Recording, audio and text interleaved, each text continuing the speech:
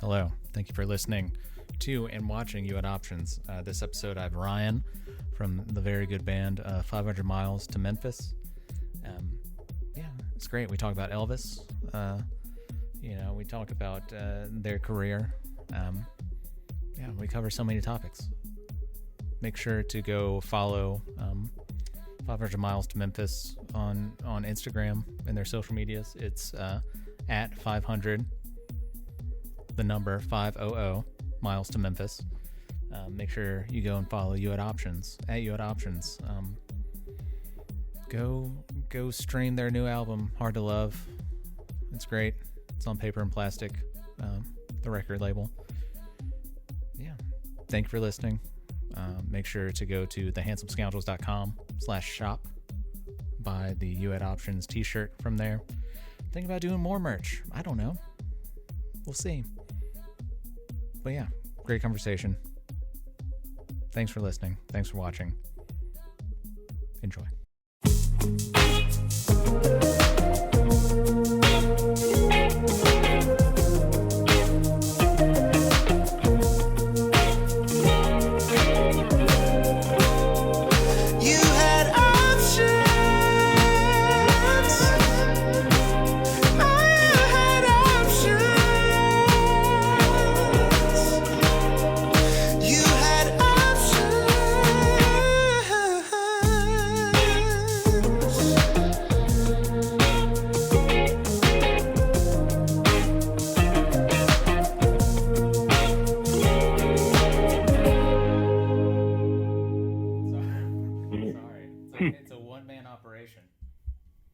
It's all good, man.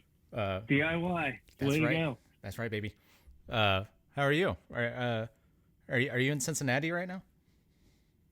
Yeah, just south. I'm in Kentucky, just like 3 exits from Cincinnati. Newport? Just one town south of Newport. Okay. Fort Thomas. I've been to Newport. That's cool. I think I lost you. Hey, are you familiar with the area?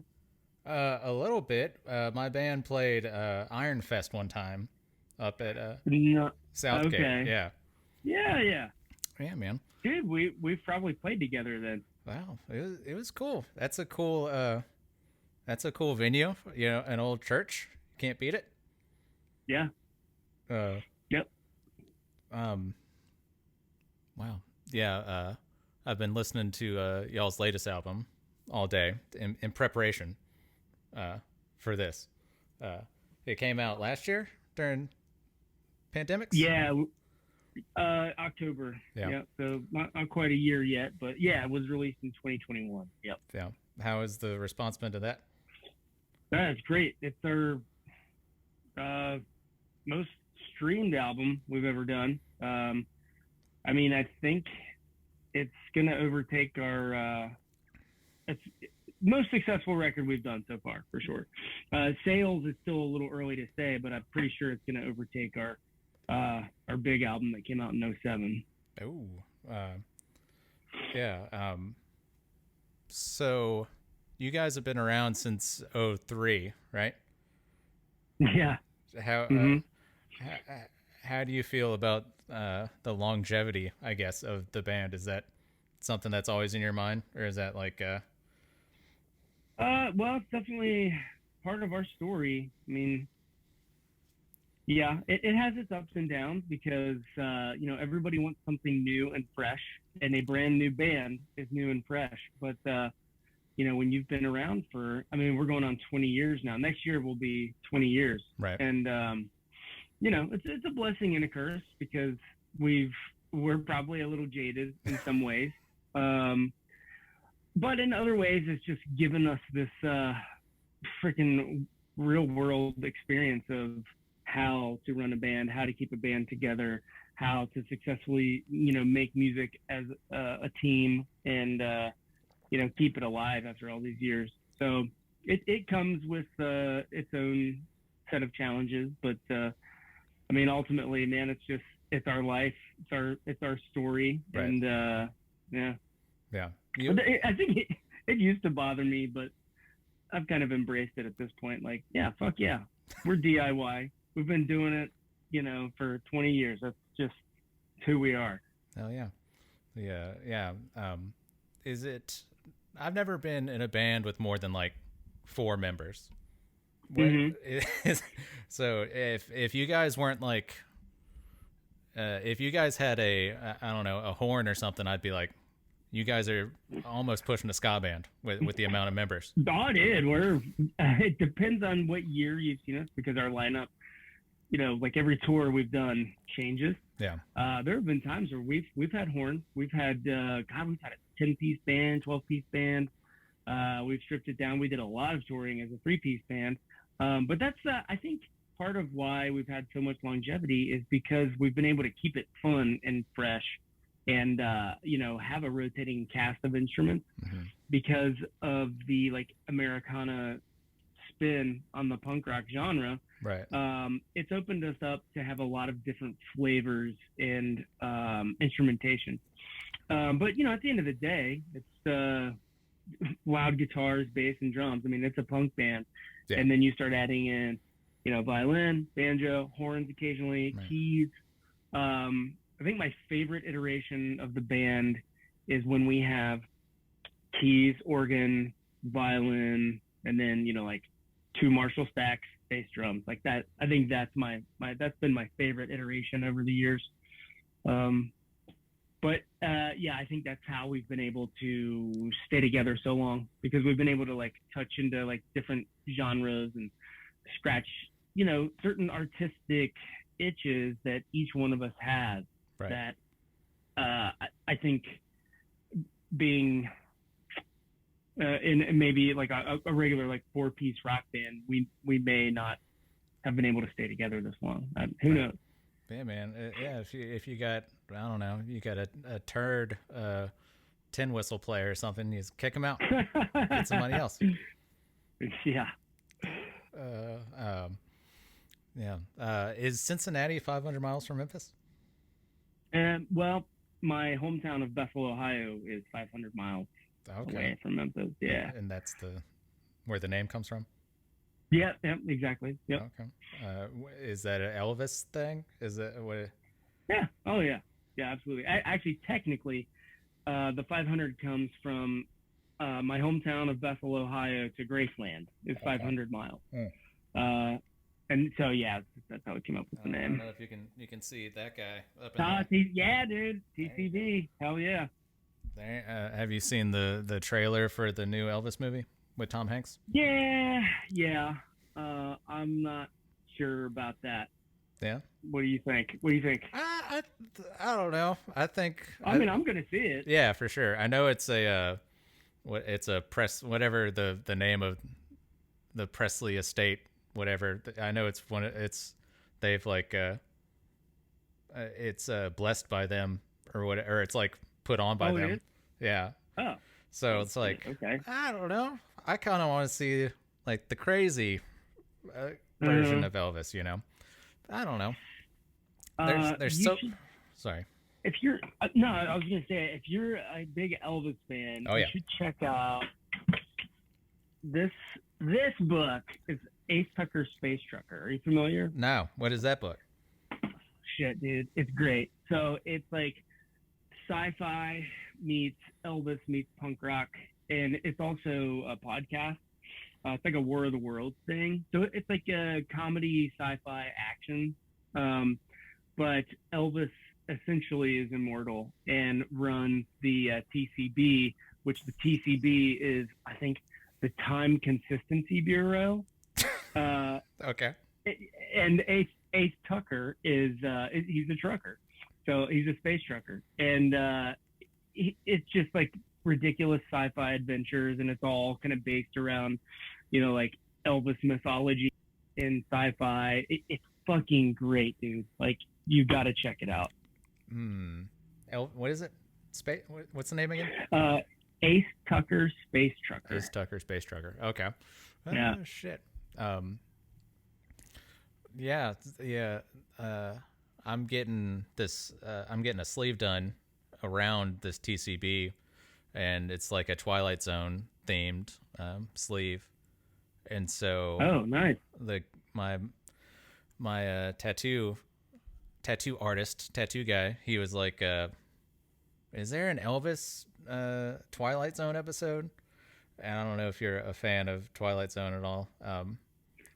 I am, but I don't remember the Elvis episode. There's one in like the 80s reboot series. Huh.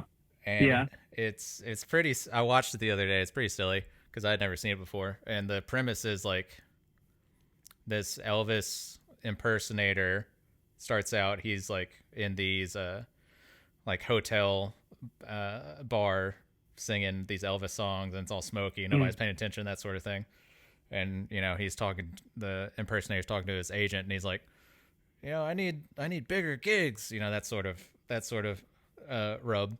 And he gets into a car accident afterwards, and he comes to, and he gets picked up by Elvis in 54 or whatever, and it's supposed to be like 3 days before he goes into Sun Studio and records.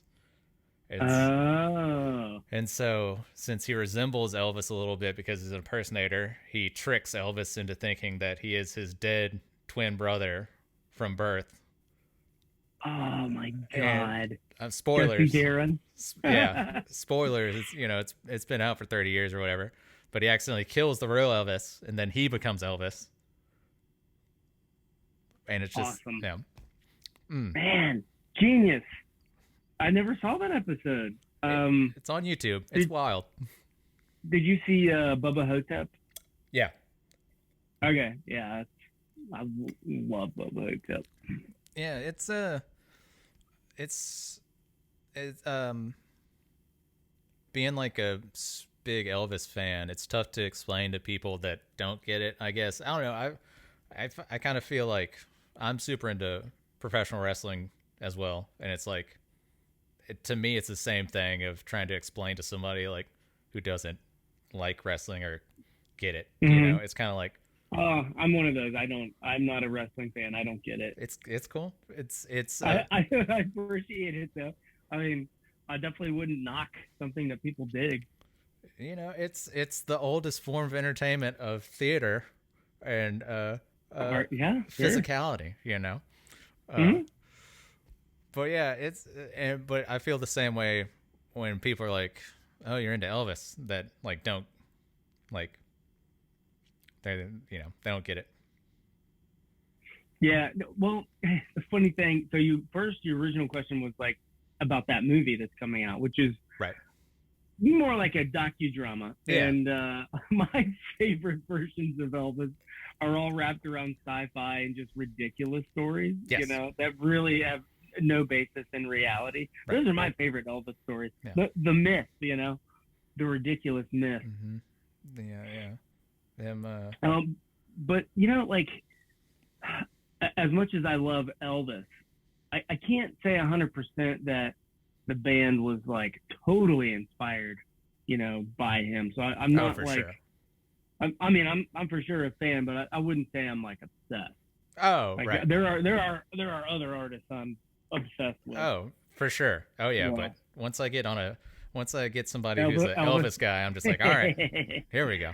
Yeah, man. Yeah, I feel like I spent most of my early youth trying to look like Elvis. Because when this band first started out, I was trying to figure out our sound, and we teetered on rockabilly for a bit. Okay. And I think before we even recorded a record, we were like a punk rock Elvis.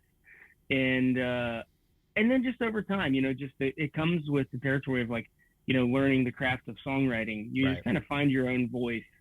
And then it kind of evolved away from Elvis into what it is now, and just kind of like taking on a life of its own at this point. Were you ever on the verge of using a upright bass in the band? We did. We did. You did? Oh, yeah. Okay. Yeah. Absolutely did. Yeah. Yeah, that was I guess 03 to 04 was all upright bass. And this guitar right here, I've been playing since day one. Mm-hmm. So we were a three-piece. We did it was drums, upright bass, guitar, and then we added steel. And yeah, it was a totally different band back then, different sound. Yeah. Yeah. Mm. Well, do you ever, whenever you add like a new instrument, like a instrument you haven't used before, is it usually intentional, or is it just like, let's see what happens with this, that sort of thing? Man, that's a good question. There have been times where like I'll start playing with an instrument and I'll, you know, so when like I'm a guitarist first and foremost. So when I write songs, I usually write on guitar. So if I pick up a new instrument and start messing around with it, and I start getting ideas, and then I start writing songs around that instrument. And then so sometimes yes, it's very intentional that Yeah. like, hey, we're gonna add lap steel.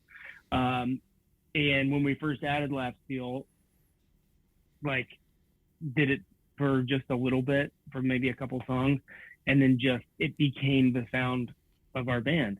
And this guy David Rhodes Brown joined, and I mean he's a legend around here. And so now I mean it's just there's steel on every track. It's just like it's part of our sound. Same with violin. That started out just a few songs, and then just over time got woven into the fabric of what we do. So now we kind of have like steel, fiddle working together, making these harmony parts. The same as a ska band does with horns. Right. We're doing it with steel, violin, and guitar parts. Mm. Is it hard setting up, outside of COVID? Is it tough setting up tours with that many people and like, or doing like weekend stuff or whatever? No, not really. Because well, now it's what do we got now? Six piece. Now we tour as a 6 piece, so it's not bad. Okay. Well, I mean, most stages we play on, we're a little crowded, but that's just kind of par for the course. I mean, sometimes it's almost fun when we're all like elbow to elbow in on a stage. It's kind of fun. So we're just kind of used to it. Like, oh, for sure. It's maybe like every 3 or 4 shows we'll be on like a big stage or a big festival where we can spread out. And on those nights where we're like on a bigger stage, we're kind of just like, oh my God, where do I go? Yeah. Just start running around. And, yeah. And we all have to be wireless anyway. So, because we're not like stepping on each other's cords and stuff. So when we do get on a bigger stage, we're able to run around and just like act like idiots. What are you guys touring? You got a van and trailer, or what's that set? Yeah, van and trailer. Yep. Yeah, it's always been. We've never done the bus. We've always done a van and trailer or 2 vans. 2 vans, like 2 like 15 passenger van. Yep. Wow. I love the logistics. I love asking people logistical stuff. Yeah. Oh, sure. Yeah. I was looking through y'all's Wikipedia article, and I saw one thing that was interesting to me was y'all were on, or one of y'all's songs was on Teen Mom. Yep. Wait, to me, if something got licensed like that, I'd be like, oh man, this is it. All right, boys, this is the yeah. Do you remember having that feeling, or are you just like at that point you're like, all right, this is? Well, at that point we had the biggest thing we had done to that point was we did a bunch of X Games stuff, which was I was super excited about, and then we did Jackass, and then Nitro Circus, and Teen Mom didn't come till later. So by the time Teen Mom came around, I was kind of like, it'll just kind of, it's cool. So I'm not going to deny that, like, it is cool when your music is used on a show or a movie that like you actually enjoy. Like, it's very cool. But there's a very small population that actually like researches what music is used in that show. So, I think it all is a part of a larger puzzle. So like maybe getting licensing on a bigger show and then getting a write up, doing some podcast interviews, and just doing all of it helps. But I mean, just the one thing, I can't really say Teen Mom did anything for us. No Teen Mom bump. Yeah. Yeah. I mean, the royalties paid decent, though. I mean, it kept us on the road. So, I mean, that's the best part about it. Yeah. What, actually, I remember one time we were in, I guess this was like 2010 or 11, and we had just crossed the country. And, you know, once you get past, like, God, Colorado, just trying to make it over to the West Coast, I mean, your drives are so far. Actually, I would say your drives start getting really far once you get west of St. Louis. And then you're driving like 12 hours to get from city to city. Yeah. And the gas starts adding up. And then, you know, of course, we were a bigger band, so you got mouths to feed. And so by the time we made it to the West Coast, we had no money. And we were just like, I didn't know how we were going to make it to the next gig because we didn't even have enough money for gas, much less making it home. And just by some stroke of luck, this royalty payment came through and hit our bank account and fucking saved the entire tour. Because I'm not sure how we would have made it home. We would have had to like call in a favor to someone, like, can you loan us like $300 so we can afford to drive, you know, back home? But yeah, all that stuff, that was a huge help. Yeah. So do you get like, so that check, do you remember, like, was it for like one show or like, I don't know how all that stuff works. They don't do the, you know, it came from the record label. Oh, okay. And they didn't, there wasn't like a breakdown because it wasn't itemized at all. So it came from like probably 3 different shows that were still airing at the time. Yeah. Dang. Yeah, that's is I don't know, since normal TV is kind of like dying off. Like I don't know how I'm sure the royalties like game has changed along with. Yeah, man, we haven't gotten shit since 2013 or 14. Yeah. You know, I guess it was probably around then when like everyone just started switching over to Netflix and just streaming. Yeah. And just dropping cable. And yeah, I think once that happened, like our licensing dried up. I think shows like Jackass and Nitro Circus were very friendly to the punk rock genre, and you know what we do as well fit their style. But man, once those shows stopped airing, it really dried up for us. Yeah. So we haven't actually. I don't think we've licensed anything in. I don't even know, like 6-7 years. Yeah. And we used to do it. I mean, it was like all the time, but now we've got nothing. But whatever.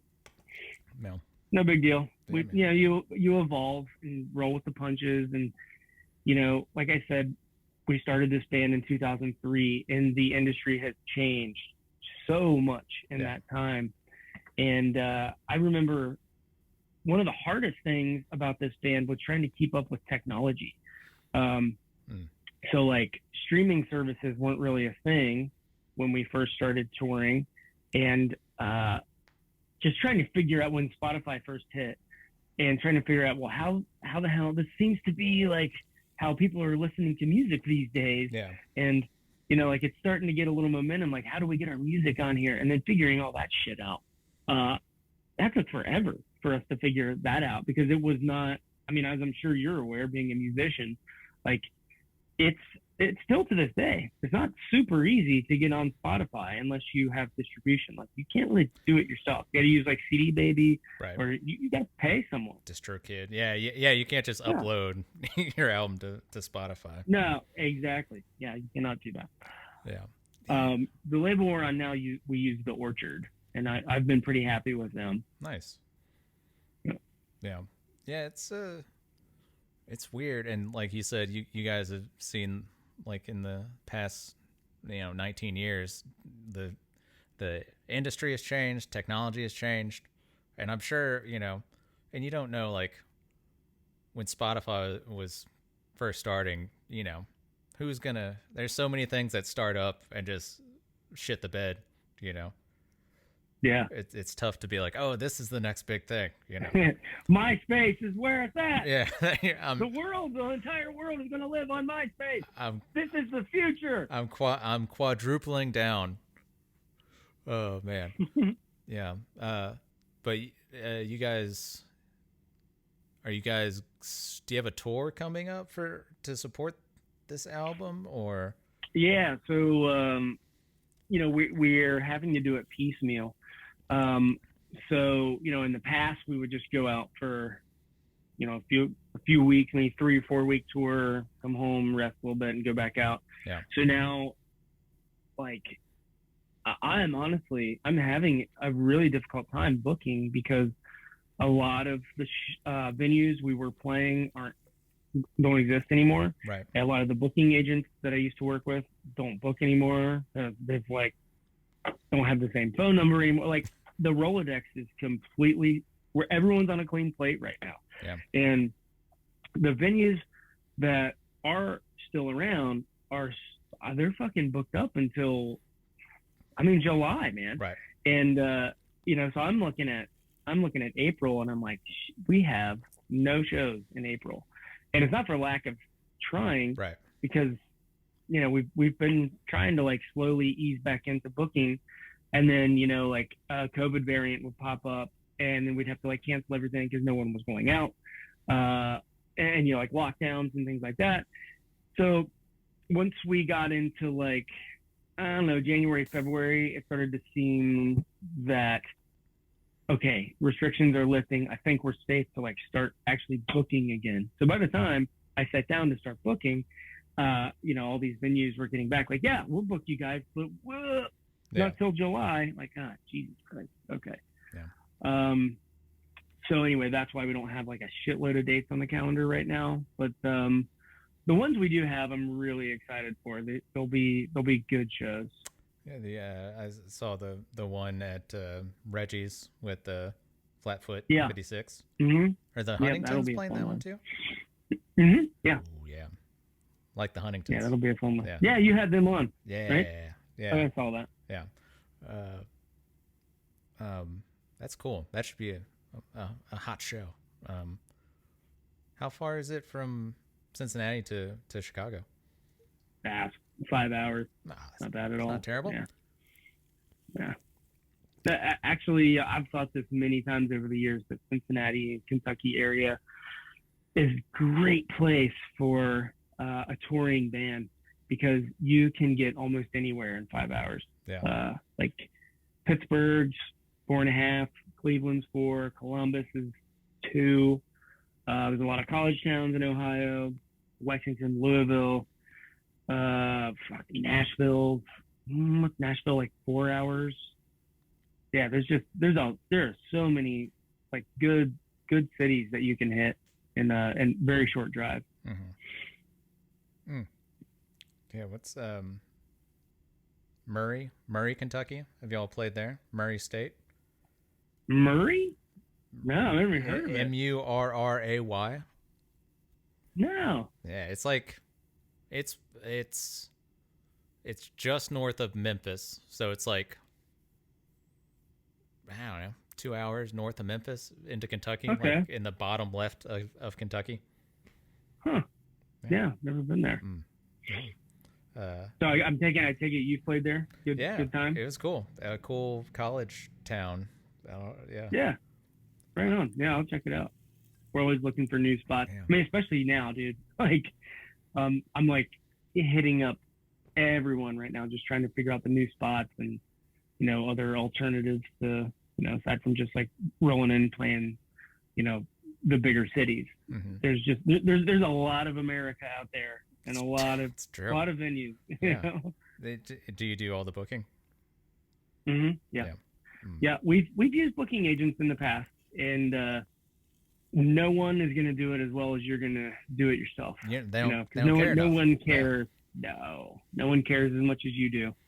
And the few times that we did work with agents, man, they take a cut of every gig, and it's just like, God damn, I could have booked this myself. But I think if you work with a better agent that can get you on, festivals and maybe some opening slots for larger bands, then it's worth it. But the shit that the agents that we've worked with were getting us were things that I could have got on my own. So right. We use them for we would try people out for a while, and it never worked. Yeah. Do you have a really disastrous show story with, you don't have to use the booker's name or anything, but where you just showed up and the people were just like, there's a show tonight, like the people working there or anything like that? Oh God. Oh my God, man. Whew. I'm sure that there have been times that we've showed up and things have been double booked. Nothing's coming to mind. But as far as like horror stories on the road, it was actually pretty recent. We were supposed to play this festival in Indianapolis, and we all hopped in the van, headed to Indy, and my steel player drove separate. And he's older, and he's David Rhodes Brown. I mentioned him earlier. Mm-hmm. But he decided to drive separate, and he gets into town a little bit early and rolls his truck. He's going around going on an on-ramp and just flips his truck. I mean, I don't know how many times. And we're driving by, and we see a wreck. We don't really think too much of it. And we get to the venue, and he's not there. And then we got a call from someone that said, hey, just want to let you know Dave was in a wreck. He's on his way to the hospital. And we were just like, oh, fuck, I knew it. It was the wreck that we just passed. So God, you don't know how many bones he broke. But we were having a tough time because it's a big city, and we couldn't find out which hospital he was in. It took us, dude, it was like an hour, and we weren't even sure if he was dead or alive. Oof. Because that's how bad that wreck was. Yeah. And the person that called, I remember. Okay, I'm sorry. No one called us. We had a bad feeling. We backtracked, went to that wreck, and a wrecking crew was there cleaning it up. And we asked one of the guys, like, do you know what they, like, this is our friend's truck. Do you know what they did? Which hospital did he go to? So the guy told us some hospital when he was wrong. So then we ended up on the phone calling around to every single hospital in Indianapolis for a solid 45 minutes. And we finally tracked him down. He's at the VA. He's a Navy veteran. Okay. So we get to the VA, and we know he's alive. But he's in the trauma center. So they let us back in to see him, and we walk in. He's in traction, fucking covered in blood, and he just looks awful. And he looks up and just smiles at us like, "Oh, hey guys, oh yeah, real sorry about I'm not gonna make the gig tonight." Don't think I can. Make it. Yeah, God, and so we stayed with them until he got, they got him sedated and comfortable, got him into a room, and the nurse walks in, and she's asking him all kinds of medical history questions, and they're going down this list. And they start asking, like, which drugs? Have you ever used cocaine? Yes. Have you used that? And it's just like, yes. Yeah. Yes, I've used heroin. Yes, I've used this. Yes, I've used that. It's like, okay, check. Got it. Are you allergic to anything? He's like, nah, only thing I'm allergic to is kryptonite. But anyway, he pulled through. And dude, let's see, how old was he when he got in that wreck? Fuck. 65. Damn. He's like I said, he's older. He's older than us. But he's playing an instrument that not a lot of young guys play. It's true. But man, he pulled through fine. But here in the last year, he's been battling some health issues, so he hasn't been on the road with us in a year. So that's been kind of tough. But yeah. Damn. So that's our worst road story. He rolled his truck, and it took us. We literally thought he was dead, and we finally fucking found him in a hospital. Wow, that's wild. Man, Yeah. tougher than woodpecker lips. That guy. Damn, dude. Yeah, I was expecting you to be like, yeah, we drove all the way to Indianapolis, and there's nobody at this festival. That's what I was expecting. Oh yeah, sure. Well, yeah, you get those shows every once in a while. You show up and there's just like no one there. Shit, what that? Oh, dude, yeah. Well, the opposite. We're. I'll never forget it. I don't know what town it was, but we were rolling through Montana, and we show up to this venue, and it looked like a double wide and a barn were just like welded together. Like these two buildings did not make any sense, but it was a bar, and we immediately rushed to judgment, and we're like, there are 0 cars in this parking lot. This is the only building around for miles. There's no fucking way anyone is coming here. Is this a meth lab? Is this like what is going on here? So we decided to stick around, and about 7 o'clock, bartender rolls up, unlocks the door, goes in to set up for the evening, and we're loading in our gear. And we're like, hey, where's the sound man? He's like, oh no, you guys run your own sound. It's just a PA, like just mic, just vocal mic. You got it. Like, okay, whatever, that's fine. I don't mind that. But we're still just like, there's no one gonna be here, so we'll just, I don't know, we'll have some band practice. Who cares? Well, we went to get a bite to eat, and we came back, and the place was fucking sold out. And we almost, it ended up being one of the best shows. I mean, one of the best shows on that tour, actually. But I'll never forget that, because when we first pulled up, we were all considering, like, maybe we had a ditch and just keep driving west till we get to California. Like, there's no need for us to waste time here. And man, we could not have been more wrong. So yeah. Yeah, man. The small town gigs will fucking trick you. Like, some of our best shows have been in smaller towns, like mid-market size and smaller. Yeah. But yeah, dude. Damn. Yeah. If you go, you go play where New Orleans or whatever. It's like a music city. There's music everywhere, and so sure. Yeah. The first time, or like the second time we tried to play in New Orleans, like Foo Fighters threw like a pop-up show like at this club like down the street, and so you're like, okay, well, not gonna be anybody here. Oh shit. Well, were there actually people there, or did they did like, take everyone away? Yeah, it was like the bartender. It was for like, this was when like the Foo Fighters, they had some like HBO show where they would film.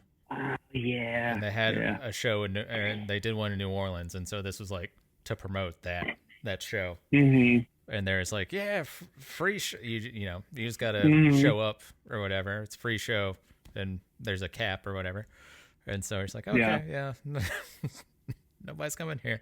But it's still fun. I enjoy New Orleans, like, not for the aspect of like, oh, tonight's going to be a rager show. It's going to be awesome. Yeah, like, it's kind of like a musician vacation. You're on tour, you're already on the road, and it's like, let's stop into New Orleans and drink for free for a couple days, and then, head out. But I can't say we've ever had any great shows in New Orleans. Not that any fault of that city at all. No. It's a great city. But I wouldn't say it just wasn't for us. Yeah, it's a tough city to to get people out that. Yeah. Well, I think most people, if they're traveling, if they're tourists, they want to go down there and listen to jazz. They don't want to go down and listen to a punk band. Yeah. I mean, For sure. Yeah, it's a fun city. It's built underwater, built on top of a swamp. In defiance of God's will, it's still a city. Yeah. Yeah, my brother lives there, and so we'll go over there every once in a while, and yeah, it's fun. It's wild. Yeah.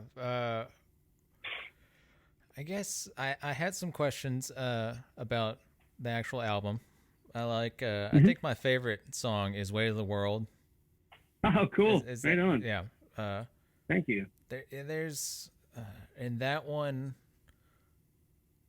there's some like maybe uh I'm like projecting, but is there like some like Christian?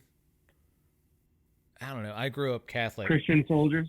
Yeah. I grew up Catholic too. Okay. So yeah, anytime Yeah. like a biblical reference or anything like that pops up, I'm just like, okay. Uh, Dude, the Book of Revelations is great for a lyrical songwriter. Just go read it and get some inspiration. I use a lot of religious imagery, and I've pulled a lot of direct quotes from the Bible over the years. And I'm not a devout Catholic. I'm not no, me either. I'm agnostic actually. Yeah. Same. But I very much am fascinated with religion anyway. Period.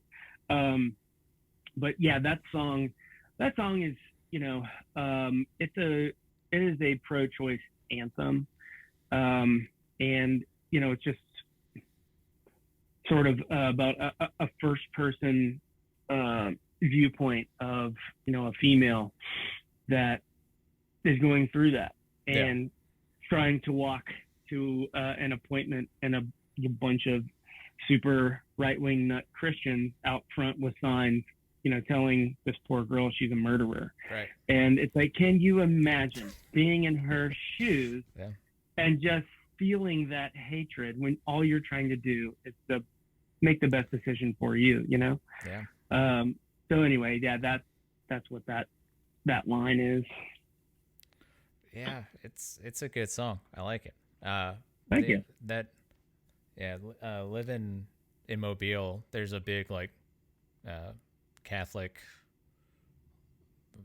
whatever presence, and so every once in a while you'll be driving down like the main street, and there's an abortion clinic like right off, but you'll see some wacky people out like protesting, and they've got some pretty vile pictures and of like actual like dead fetuses and stuff, and I was like, isn't this a little much, but yeah, it's I don't know, growing up Catholic's weird. Growing up any religion's weird, I guess, if you're not like fully bought in. You I don't know.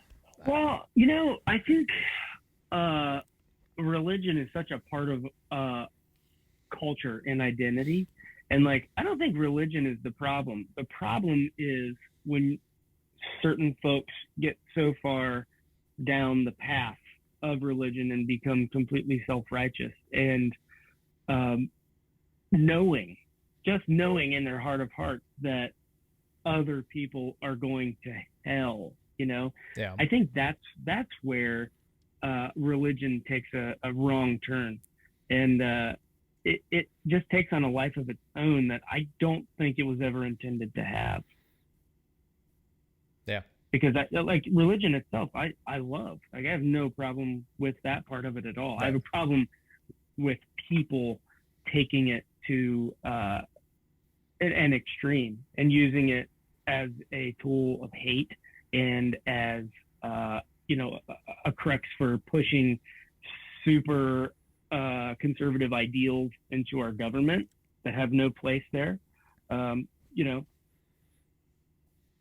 Same old shit.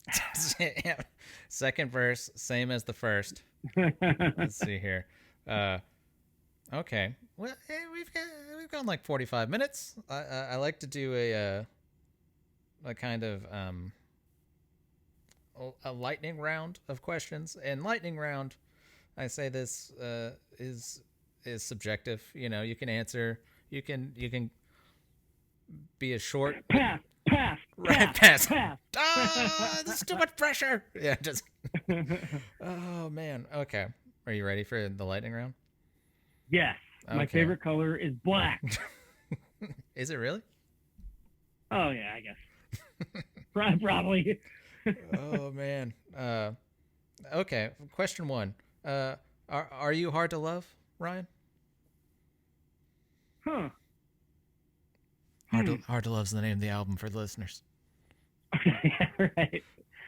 I yes, I am. Okay. Should I elaborate on No, that? you don't have to. I'm just joking. Okay. Question number two. What's your favorite truck stop / gas station on the road? Ooh, well, I have to go with Pilot.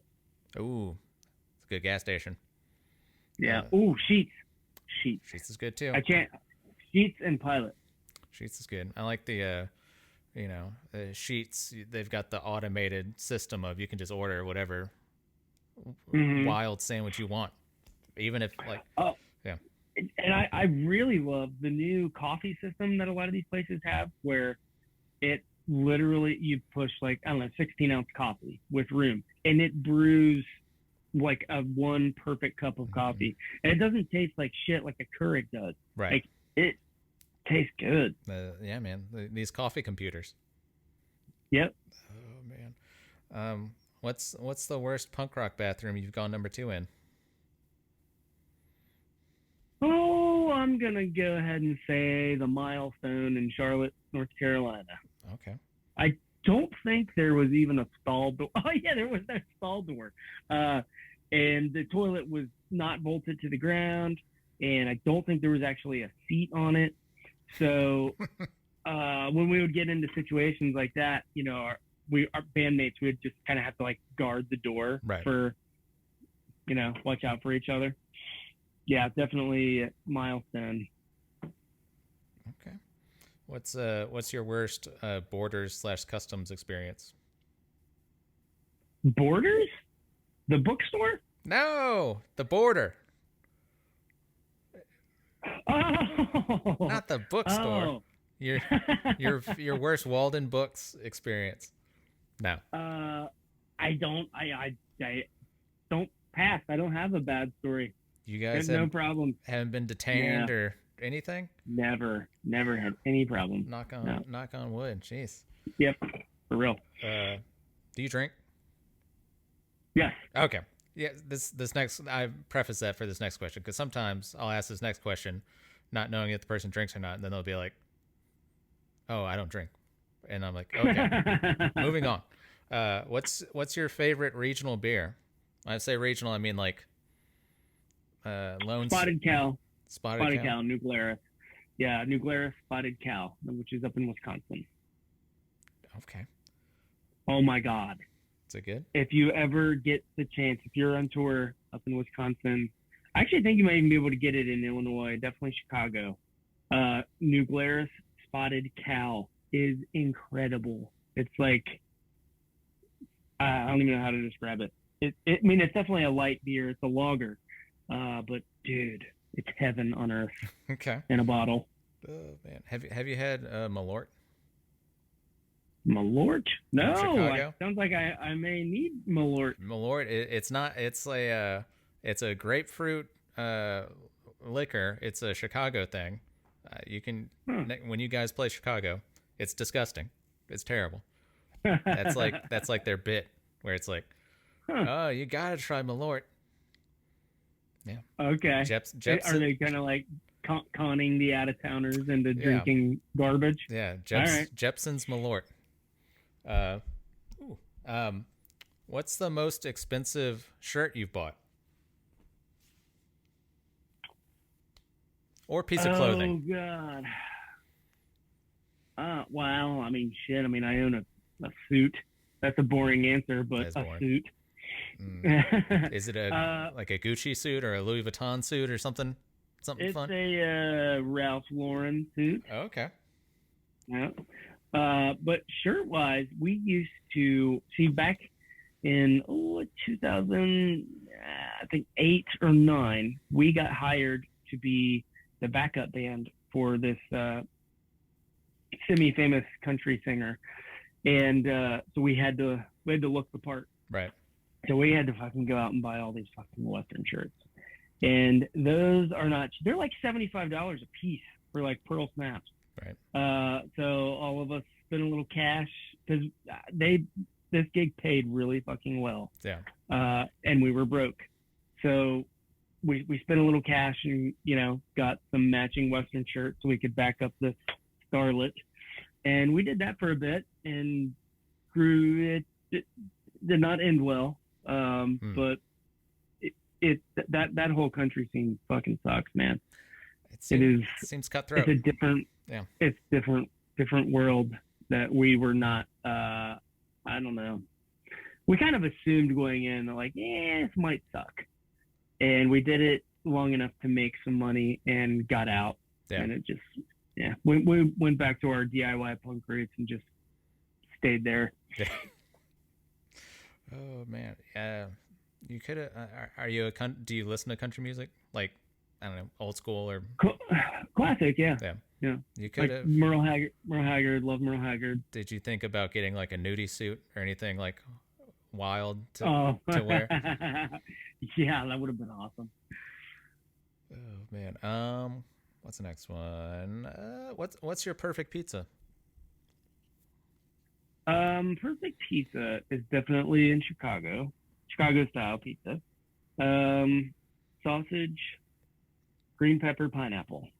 I'm gonna say Lou Malnati's is my favorite, but you can't get pineapple. None of those places do pineapple, but that would be perfect if they would add pineapple.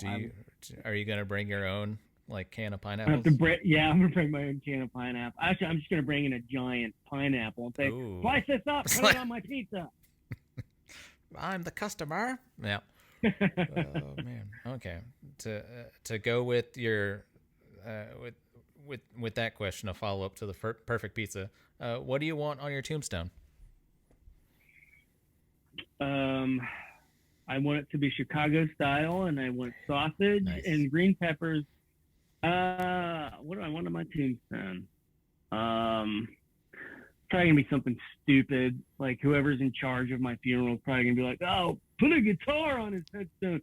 He loves guitar." That's right. You get that? Like, oh, my cousin plays guitar. I should hook you guys up. Damn, man. Gotten many a Target T-shirt with a guitar on with it. Guitar over the years. Oh yep. Man, dude, I love that shit. Like, oh, I heard you're into sports. I got you this shirt with the tennis racket on it. Yeah, I don't know what's gonna be on my tombstone. Oh, I know. I got a tattoo on my arm. It's a Nietzsche quote. Without music, life would be a mistake. Oh, that's good. Yeah. Like that. So yeah, Nietzsche will be on my headstone. I'm not sure if that's a good thing or not. Oh man. Okay. Well, do you have anything you want to promote on the before we wrap this up? I'll promote whoever the fuck does your intro music. Yeah. Oh my God. Thanks, is that man. you? No, I wish. It's not me. It's my friend Brady Turner. He's been on here a couple of times. Oh, I saw his name. Okay. Yeah. Man, that fucking guy, his pipes are so smooth. He rips that me. Yeah, dude, your intro music is killer. Thank you. So good. I appreciate it. So yeah, I just wanted to promote your podcast. Brady Turner. Okay, thank you. On your podcast. Thank you, sir. No, I would just say, please go listen to our new record. Stay up to date, on our socials and our website. We've got a lot of show dates coming up.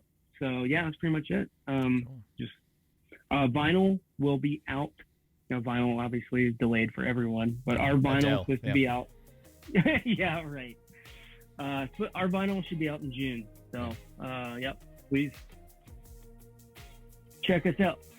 Tell a friend. Come to a show. More importantly, man, come to a fucking show. Like, just hang out. Fuck yeah. Yeah. Well, cool. Well, stay on for a second, Ryan. Sure. You had options, but you decided to talk to me, and I appreciate it.